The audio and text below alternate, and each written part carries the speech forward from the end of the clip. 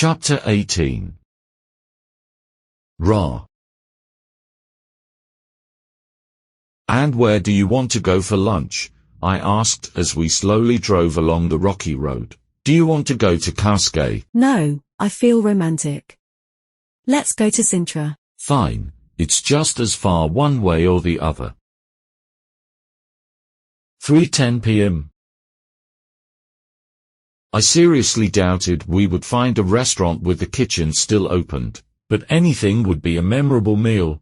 My real hunger was something else. It was increasingly a hunger to unravel her, to know who she really was, to know her story. I looked at her. She looked at me and smiled. She placed her hand over mine, which rested on the gear shift. "Tell me more about yourself." "Are you curious?" "Very. I'd like to know more." She looked slightly to the side, towards the sea. "I'm going to tell you a story. Do you want to hear it?" "Of course." "Then listen.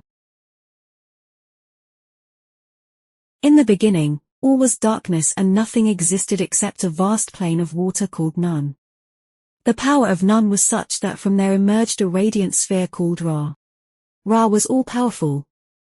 The secret of Ra's power was his secret name. But if he spoke other names, everything he named would take form and existence.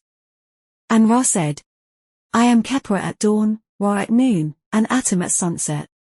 And the sun rose and crossed the sky for the first time, and it was the first day. It was then that he said the name of Shu and the first winds blew. He said the name of Tefnut, the spitter, and the first rain fell. He said the name of Jeb and the earth appeared. He said the name of Nut and she appeared as the celestial dome, with her feet resting on one horizon and her hands on the other. He said the name of Happy and the great Nile flowed and made Egypt fruitful. Ra named all things and they came into existence. Finally, he named man, and there were men and women in the land of Egypt. It was then that Ra took on the form of a man, becoming the first pharaoh of Egypt. He ruled the country for thousands of years and the harvests were always so bountiful that from then on the wonderful things that happened in Ra's time were never forgotten. But, being in the form of a man, Ra aged to such an extent that there came a time when men no longer feared him or obeyed his law. They laughed at him and said, "Look at Ra. His bones are like silver, his flesh like gold, and his hair the color of lapis lazuli." Ra was enraged to hear this, but he felt even more furious knowing what men were doing, disobeying his law. He summoned the gods he had created, Shu, Tefnut, Jeb, and Nut and also Nun. The gods gathered in a secret place, bringing the goddesses as well, but men were unaware of this and continued to scoff at Ra and disobey his orders. Ra addressed Nun before any of the other gods. "Nun, primordial God, you who made me, and you gods whom I created, look at the man I created with a mere glance of my eye. See what they plan against me, hear what they say about me, and tell me what I should do to them, for I will not destroy them until I hear from you." Then Nun said, "My son Ra, the greatest and most powerful God, put your eye on them and send them destruction in the form of your daughter, the goddess Sekhmet." Ra replied, "At this very moment fear falls upon them and they run through the desert and hide in the mountains terrified by the sound of my voice. Send your eye upon them in the form of Sekhmet." All the gods and goddesses pleaded as they bowed before him until their foreheads touched the ground. So, at the glance of Ra's eye, his daughter took substance, the fiercest of all the goddesses. She fell like a lion upon her prey, delighted in the killing, and her pleasure was in blood. At Ra's command, she went through Upper and Lower Egypt to kill those who had mocked and disobeyed. She killed them in the mountains, in the valleys, and in the desert. Everything she saw she killed, delighting in the killing and the taste of blood.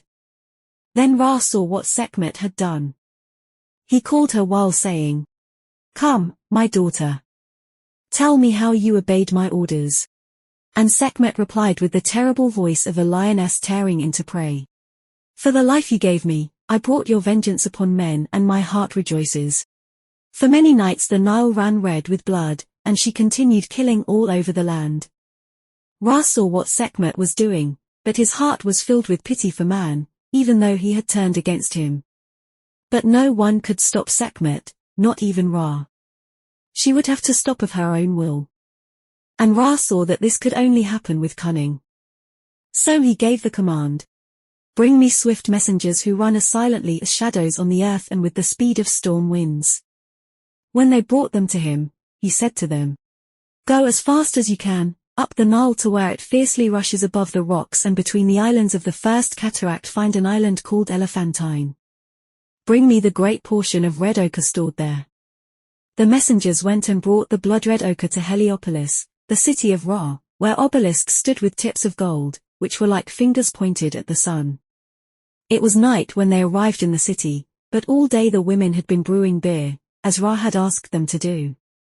Ra went to where the beer awaited him in 7,000 jars, and the gods went with him to see how Ra's wisdom would save humanity. Mix the red ochre from Elephantine with the beer, said Ra. And so it was done, and the beer shone like the blood of man in the moonlight. Now take everything to the place where Sekhmet intends to kill when the sun rises. And, while it was still night, the 7,000 jars were carried and emptied across the fields, making the ground covered up to a height of 3 palms of man with this strong beer they called the Maker of Sleep. When the day came, Sekhmet came licking her lips with thoughts of the men she would kill. She found the place flooded and not a soul in sight. But she saw the beer, which was the color of blood, and thought it was blood indeed, blood of those whose lives she had taken. She laughed with joy, and her laughter was like the roar of a lioness hungry for killing. Thinking it to be blood, she stopped and drank. She laughed with joy and drank. The strength of the beer went to her head and she could not continue with the killing. She staggered back to Ra. That day she had not taken the life of a single man. And Ra said to her, You come in peace today, my sweet daughter. And her name changed to Atha, and her nature too, to the sweetness of love and the strength of desire.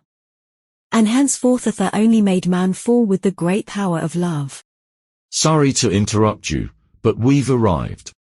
She looked at me and smiled. We got out of the car parked as close to the center of Sintra as possible and walked a bit, looking for a restaurant. That story is absolutely fascinating. Did you know it? No, I didn't know it. I had seen one or another mention of these gods while looking for things about you, and I had already heard of most of them, but I didn't know the story. But tell me, who are you in the midst of all this? She laughed with a loud laugh. My dear, I'm not in the story yet. You have to have context. Telling you my story without the rest would leave you hanging. I understand. Can you continue? I will continue after we enter a restaurant and order lunch. We entered the first one that appeared, sat at a table. The waiter came forward. Could you bring us the menu, please? The waiter looked somewhat embarrassed. I apologize, but the kitchen is already closed. I looked at her and she winked at me, then she looked at the waiter, with those blue eyes sparkling, smiled and said in a tone of voice capable of melting steel, That's too bad. Are you sure you can't find anything at all? The waiter blushed and I could almost swear his knees weakened. I'll check. I'm sure I can find something to your liking. And with that he went towards the kitchen. I looked at her with raised eyebrows and a mischievous smile. Why did you do that to the poor man?